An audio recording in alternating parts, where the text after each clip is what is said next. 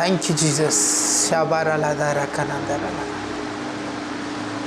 రీనాందరాలధరవ యేసుక్రీస్తు నామములో thank you Jesus. వందనాలు వందనాలు వందనాలు. Thank you Jesus. అకేటధరల ఊహకు మించిన కార్యంలో, శక్తికి మించిన కార్యంలో, అంటే మనము ఊహకు మించిన కార్యములు చేయగలిగిన దేవుడు గొప్ప దేవుడు. మన ఊహను కూడా నిజము చేయగలిగిన దేవుడు గొప్ప దేవుడు యేసయ్య. అద్భుతమైన దేవుడు యేసయ్య. ఆశ్చర్యకరమైన కార్యాలు చేసే దేవుడు యేసయ్య. ఎందుకంటే నీ ఊహను కూడా ఆయన నిత్యము చేయగలిగిన సర్వశక్తి కలిగిన దేవుడు. ఎందుకు ఈ మాట చెప్తున్నా అంటే ఎఫెసీలోకి రాసిన పత్రిక 3వ అధ్యాయము 20వ వచనంలో అంటున్నాడు దేవుడు, పరిశుద్ధాత్మ దేవుడు ఏమంటున్నాడంటే, ఇదిగో నీ ఊహకు మించిన కార్యం, శక్తికి మించిన కార్యములు చేయగలిగిన దేవుడు అంట. ఎందుకు ఈ మాట చెప్తున్నాడంటే పరిశుద్ధాత్మ దేవునికి ఏది అసాధ్యమైనది లేదు. ఉద్యోగంలోనా, వ్యాపారంలోనా, పంట పొలంలోనా, ఇదిగో విశ్వాస జీవితంలో, ఆత్మీయ జీవితంలో, వాక్యంలో, ప్రార్థనలో పరిశుద్ధాత్మతో నీవు ఏకమై ఉన్నావంటే జకరేయ గ్రంథంలో ఏ రీతిగానైతే శక్తి చేతను బలము చేతను కాదు, ఇది నా ఆత్మ ద్వారానే జరిగిస్తానన్న మాట నీ జీవితంలో జరిగించడానికి నా దేవుడు సిద్ధంగా ఉన్నాడు. ఎందుకు ఈ మాట చెప్తున్నానంటే, ఇదిగో పరిశుద్ధాత్మ దేవుడు ఏమంటున్నాడంటే రెక్కెలహ సకెనందర బలరకనందర శబరర సియార. పరిశుద్ధాత్మ దేవుడు అంటున్నాడు రక్తస్రావం శ్రీతో, నీ నమ్మిక చొప్పున జరుగునుగాక, నువ్వు అనుకున్నట్లు జరుగునుగాక, సమాధానం కలిగి వెళ్ళు అని అంటున్నాడు. ఆశపడిన జక్కయ్య యేసయ్యను చూడాలనుకున్నాడు. కానీ యేసయ్య ఏం చేసినాడంటే, జక్కయ్య త్వరగా దిగిరా, ఎందుకంటే ఈరోజు నీ ఇంటిలో భోజనం చేయడానికి నేను ఆశపడుతున్నాను. నీ ఆశ నా ఆశ కాదా జక్కయ్య?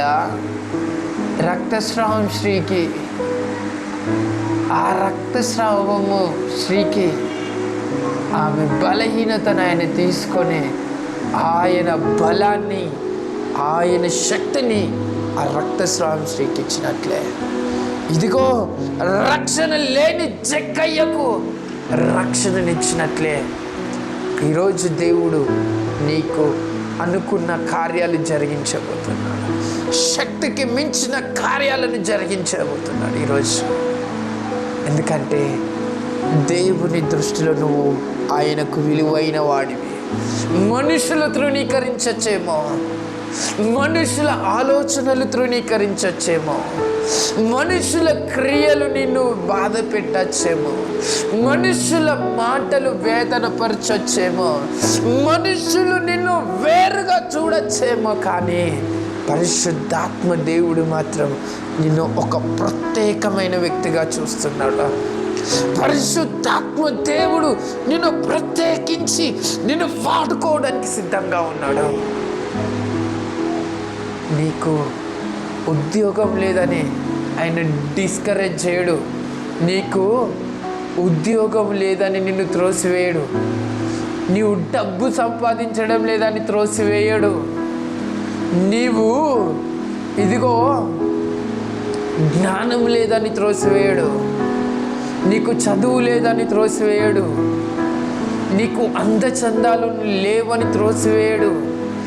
ఎందుకంటే ఆయనకు కావాల్సింది ఇదిగో బలహీనులు, జ్ఞానం లేని వారు, విద్య లేని పామరులు ఆయనకు కావాలి.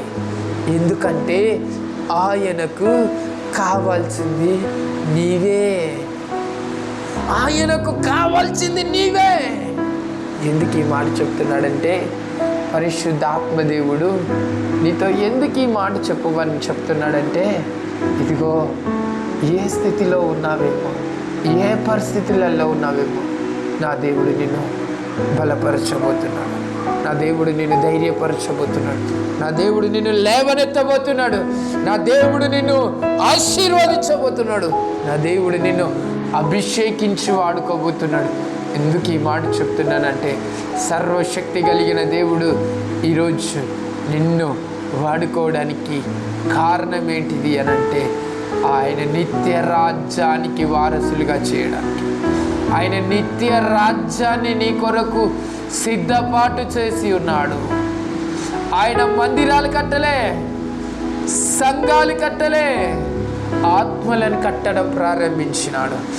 అయ్యో, ఆయన మందిరాలు కట్టడానికి రాలా. ఈ యొక్క దేహము దేవుని ఆలయము, ఈ దేహము దేవుని యొక్క మందిరము నీ హృదయంలో నివసించడానికి వచ్చినాడు. నీ బలహీనతలను తొలగించి నీ బలమును అనుగ్రహించడానికి వచ్చినాడు ఆయన. హల్లెలూయా. రబ్బనా షకటద. నిన్ను బలపరచడానికి వచ్చినాడు ఆయన. నిన్ను ధైర్యపరచడానికి వచ్చినాడు ఆయన. ఎందుకు ఈ మాట చెప్తున్నానంటే, ఆయన సర్వశక్తి కలిగిన దేవుడు, ఆయన సర్వాధికారము కలిగిన దేవుడు, ఆయన రాజులకు రాజు, ప్రభులకు ప్రభు, రానైన గొప్ప దేవుడు. ఆయనే మనకు నిత్య జీవంనిచ్చేవాడు. ఆయనే నిత్య సర్వస్వాన్నిచ్చేవాడు. ఆయనే సమస్తము మనకు సమకూర్చి జరిగించేవాడు. ఆయనే మనకు ఏ రీతిగా మన అక్కరలు తెలుసుకొని ఆయన తీర్చువాడు.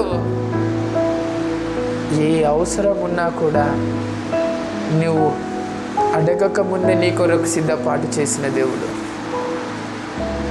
అంత గొప్ప దేవుడు. కొన్ని సమయాలలో నువ్వు అడుగుతావేమో అని ఎదురు చూస్తూ ఉంటాడు. కొన్ని సమయాలలో నువ్వు అడగక ముందే ఇస్తాడు. కొన్ని సమయాలలో నా దేవుని సన్నిధానంలో నేను గడపాలనే పరిస్థితులను దేవుడు నీకు తీసుకొస్తాడు. అలాంటి స్థితిగతులన్నీ దేవుడు తీసుకొస్తాడు. వాక్యం ద్వారా బలపరుస్తాడు. వాక్యం ద్వారా ధైర్యపరుస్తాడు. ఇంకేం చేస్తాడు తెలుసా? వాక్యం ద్వారా ప్రేమిస్తాడు. వాక్యము ద్వారా నిన్ను ఆశీర్వదిస్తాడు. వాక్యము ద్వారా నిన్ను అభిషేకిస్తాడు. వాక్యము ద్వారా నిన్ను ఆత్మలో పురిగొల్పుతాడు.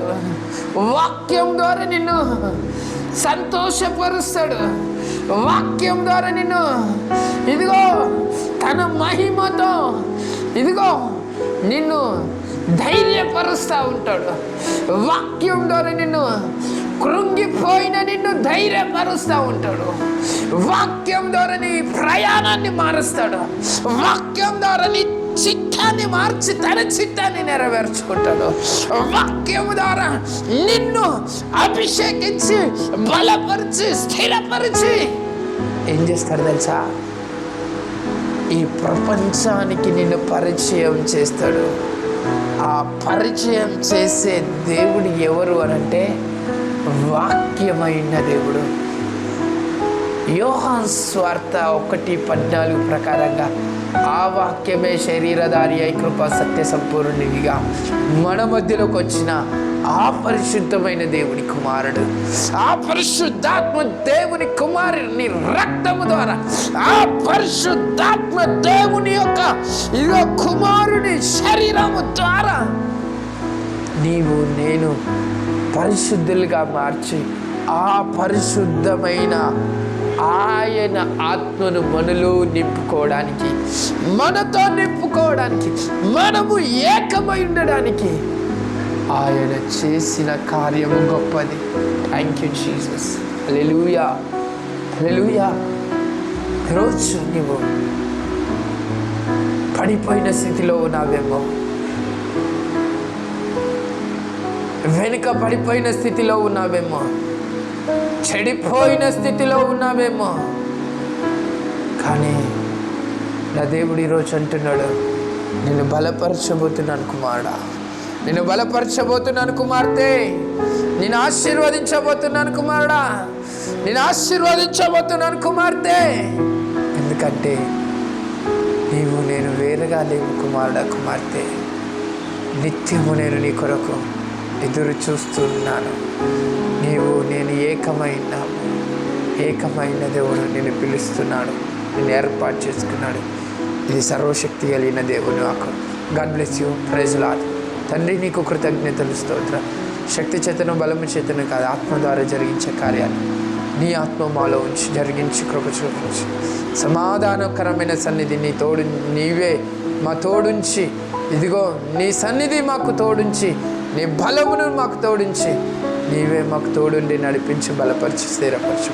సర్వాధికారము కలిగిన సర్వశక్తి కలిగిన నజరేయుడన్న నమ్మదగిన యేసుక్రీస్తు నామములో అడిగి బ్రతిమలాడుకొని ప్రార్థించి వేడుకొంచున్నాను తండ్రి.